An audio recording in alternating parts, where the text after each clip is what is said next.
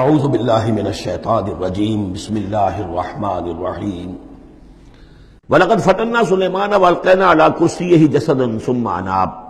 اس معاملے میں تو ایک جو ہے یعنی مرفوع حدیث موجود ہے جس کا کہ اب ذکر ہو رہا ہے یہاں پر۔ حضرت سلیمان سے ایک اور بھی ایک موقع پر اسی طریقے کا کہ یہ خطا کہہ دیجئے، جیسے کہ خطا حضور سے ہو گئی تھی۔ سورہ کہف میں ہم پڑھ چکے ہیں کہ جب سوال کیا گیا بتائیے کون ہیں اصحاب کہف، کون تھے، ان کا واقعہ کیا ہے، اور وہ ذوالقرنین کون، آپ کہتے ٹھیک ہے میں کل بتا دوں گا، اس لیے کہ روزانہ حضرت جبرائیل آتے تھے، میں پوچھ لوں گا اور مجھے جواب مل جائے گا، میں تمہیں دے دوں گا۔ لیکن کئی دن تک حضرت جبرائیل نہیں آئے۔ اب پھر دیکھیے کہ آپ کی جان جو ہے وہ ضیق میں آ گئی کہ نہیں آ گئی۔ لوگوں نے تالیاں پیٹ دی، بس چھٹی گم ہو گئی، کہاں ہے اب تمہاری وہ وحی، اور کہاں تمہارے پاس وہ ذریعہ علم۔ اس کے بعد پھر وحی نازل ہوئی تو ساتھ ہی وہ آیت بھی سورہ کہف میں نازل ہوئی، وَلَا تَقُولَنَّ لِشَيْءٍ إِنِّي فَاعِلٌ ذَلِكَ غَدًا إِلَّا أَن يَشَاءَ اللَّهُ۔ آئندہ کبھی اے نبی کسی بھی کام کے بارے میں کبھی ہرگز یہ نہ کہیے گا یہ کام میں کل کر دوں گا، مگر اس استثناء کے ساتھ اگر اللہ نے چاہا، انشاءاللہ، اگر انشاءاللہ میرا ارادہ ہے، انشاءاللہ میں یہ کام کر دوں گا، انشاءاللہ کے بغیر۔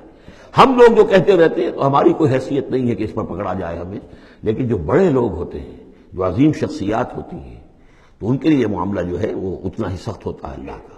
پھر ان کی گرفت بھی ہوتی ہے تو چھوٹی چیز پر ہوتی ہے، بڑے لوگوں کی چھوٹی چیز پر بھی بڑی سخت گرفت ہوتی ہے، یہ قاعدہ قانون ہے۔ تو اسی طرح کا معاملہ انشاءاللہ ہی کہنے کا معاملہ ہو گیا ہے کہ جو بھول گئے یا کسی وجہ سے حضرت سلیمان کا اصل میں ان کا کوئی معاملہ ہوا، اپنے کچھ سپہ سالاروں سے ناراض ہوئے ان سے، اور انہوں نے سمجھا کہ شاید تم یہ سمجھتے ہو کہ میری جو طاقت اور حکومت ہے وہ تمہارے ہی بل پر قائم ہے، میں آج اپنی تمام ازواج کے پاس جاؤں گا اور ان سب سے میں صحبت کروں گا، اور سب سے جو ہے وہ اولاد ہوگی، اور میرے اتنے جو ہیں وہ جوان ہاتھ پھر پیدا ہو جائیں گے، تاکہ یہ کہ میں تمہارا شاید اتنا پھر میں دست نگر نہ رہوں۔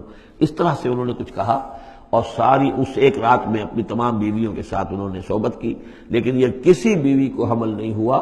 ایک کو ہوا تو اس کا بھی کوئی بچہ جو ہے ادھورا سا، وہ 7 ماسا ہوگا، 6 ماسا ہوگا، وہ پیدا ہوا، دائی نے لا کر ان کے تخت پر رکھ دیا، اور شاید اس کا چرچا بھی ہو گیا تھا کہ انہوں نے یہ بات کہی تھی، تو اب پورے گویا کے درباریوں میں بھی اس کی شہرت تھی کہ دیکھیں اب کیا ہوتا ہے ان کے ساتھ۔ تو اس معاملے میں انہیں کچھ سبکی اٹھانی پڑی، وہ ہے واقعہ جو یہاں بیان ہو رہا ہے۔ وَلَقَدْ فَتَنَّا سُلَيْمَانَ، اور اسی طرح ہم نے فتنے میں ڈالا تھا سلیمان کو، وَأَلْقَيْنَا عَلَىٰ كُرْسِيِّهِ جَسَدًا ثُمَّ أَنَابَ، اور ہم نے اس کے تخت پر ایک ایسا جسد لا کر لوتھڑا سا ڈال دیا تھا، وہ دائی نے لا کر ڈالا کہ یہ وہ آپ کی جو تھی قسم، اس کا یہ نتیجہ ہے اللہ کی طرف سے۔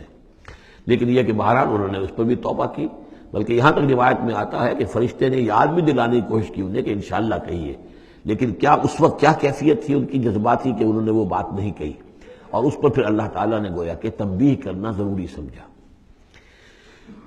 قال رب اغفر لی وہب لی ملکا، اب اس پر انہوں نے اللہ سے اناب رجوع کیا اور دعا کی، پروردگار مجھے معاف فرما دے میری خطا، وہب لی ملکا لا ينبغی لأحد من بعدی، اور مجھے ایسی حکومت عطا فرما، تیرا جو مجھ پر کرم ہے اور میرے والد پر جو کرم تو نے کیا، جو ہم دونوں پر احسانات کیے ہیں، یہ دعا ہم پڑھ چکے ہیں۔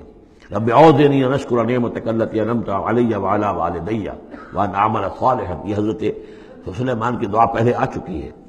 وَهَبْ لِي مُلْكًا لَا يَنبَغِي لِأَحَدٍ مِّن بَعْدِي، مجھے ایسی حکومت عطا فرما کہ جو میرے بعد کسی اور کے لیے ممکن نہ ہو۔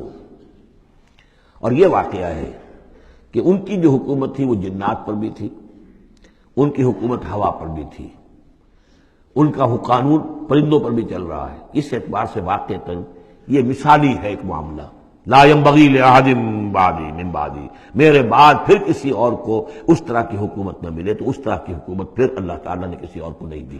اللہ نے ان کی اس دعا کو قبول فرمایا۔ انک انت الوہاب، یقیناً تو ہی ہے دینے والا، عطا کرنے والا۔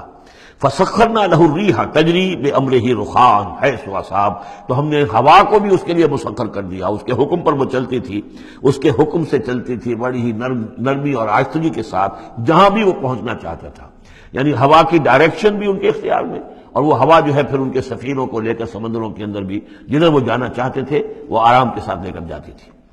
وشیاطین کل بناء وغواص، اور ہم نے مسخر کر دیے تھے اس کے لیے وہ شیاطین یعنی جنات، کل بناء جو سب کے سب بنانے والے تھے، عمارتوں کے بنا، بنا کہتے ہیں معمار کو۔ بنا حسن البنا شہید رحمۃ اللہ علیہ، ان کا خاندانی پیشہ جو ہے وہ تعمیر، وہ معمار خاندان سے تھے۔ اور عربوں میں کوئی اس میں آگ نہیں ہوتا. آپ سعودی عرب میں جائیں گے سقا، اب وہاں پہ کوئی صاحب ہوں گے جن کے جد امجد جو ہے وہ حرم کے اندر کہیں پانی پلاتے تھے لوگوں کو، ساقی کے کام کر سقا، وہ اپنے نام کے ساتھ سقا لکھتے، انہیں کوئی وہ نہیں. خباز نان بائی خاندان چلا رہا ہے، خبازوں کا خاندان نان بائی ہے. تو کام کے اندر تو پیشے میں عیب نہیں رکھیے نہ فرحات کو نام، سیدھی سی بات ہے. تو وہ بنا، وہ ان کے لیے تھے معمار، وغواص اور غوطہ خور، غوطہ کرنے والے، سمندروں میں غوطہ لگا کر اور وہاں سے موتی وغیرہ نکالنے والے. وآخرین مقررین فی الاسفاد، جو لوگ تو رہتے تھے، اور کچھ اور قوم ہوتی تھی کہ جو جکڑی ہوئی زنجیروں میں. یہ جنات کی طاقت جو ہے ایک نفری وہ ہوتی تھی جو رکھی رہتی تھی کہ جہاں ایمرجنسی میں ضرورت ہو تو پھر ان کو وہاں سے استعمال کیا جائے. ھذا عطاؤنا، اور ہم نے ان سے کہہ دیا تھا اے سلیمان یہ ہماری عطا ہے تمہارے لیے، فمنن او امسک، چاہو تو یہ تقسیم کرو لوگوں کے اندر، لوگوں پر احسان بھی کرو، اور چاہو تو اپنے پاس رکھو بغیر حساب. بہرحال ہم نے اس پر حساب کوئی نہیں رکھا، ہم تم سے اس پر کوئی حساب نہیں لیں گے.